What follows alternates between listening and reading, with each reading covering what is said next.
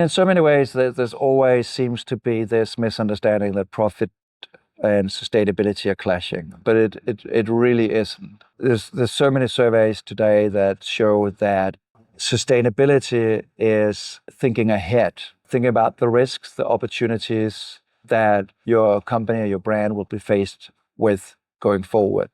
And so when you look at even investors, and if you look at companies that do well on environment and social and governance, those are typically valued more than other companies. So I think sustainability is basically just common sense. It's thinking about what are the resources we're dependent on. If we are in a people industry, how do we make sure that we get the best people possible to work in our company? So for me, there's no clash between them. Actually, quite the opposite. Sustainability is probably the biggest accelerator of growth. Diverse companies with a diverse board, with diverse leadership, outperform companies with less diversity.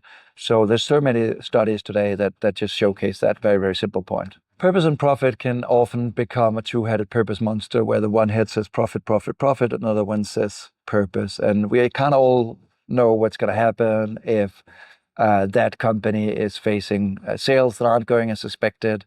Then they're going to sacrifice that shiny purpose that they believed in earlier. For me, it needs to be integrated into the very business model and be life-centric. So in the talk, I talked about a very simple question any company should ask itself is, who can you help people become? So taking a very people-centric focus. The superpower of sustainability is that it's about life. So it's about all these things that matters in our lives, whether it's living healthier, whether it's being connected with our families, with our communities. It might be about not being locked to a screen all the time, not being stressed. All of this has to do with sustainability. For brands to become valuable in people's lives and not just transactional, what brands need to do is aim for a transformative role to play in people's lives. So we're actually helping people on that journey. What I see is that brands that creates that emotional anchor becomes almost like one of our friends, because we have friends for many different things in our lives. And so by doing that, the brand really plays an authentic role in our lives. So it's not about saying, I want to do this for people and planet, but I can feel the difference. Brands that does that, you value because they inspired you, they pushed you further, and in that way, it becomes a true friend that you want to have sticking around for many, many years going forward. For me, it's always obviously a challenge to help people on that journey if they don't see the light themselves, if they don't see the benefits of sustainability to begin with. But let's also be honest that this is a journey. Nobody is born perfect.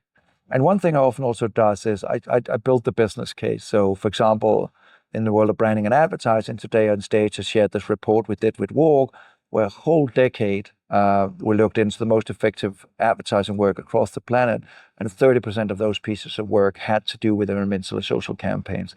So whether you're a CMO who doesn't necessarily believe in that, it's very pivotal that you understand that the majority of people do believe in climate change.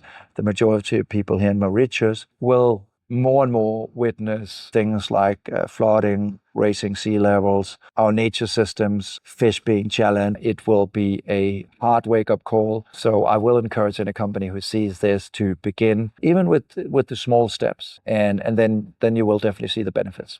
Let's be honest that Mauritius is a small island in a very big world, and sustainability will be one of the biggest competitive parameters going forward. So for an island to be able to lead this agenda and say, we want Mauritius to be associated with sustainability, I think will be an inspiring case that will bring in more businesses, that will make people think that, yes, we know that we might have to ship Mauritian products, whether it's rum or other things, agricultural produce, far, but at least it's done the best possible way.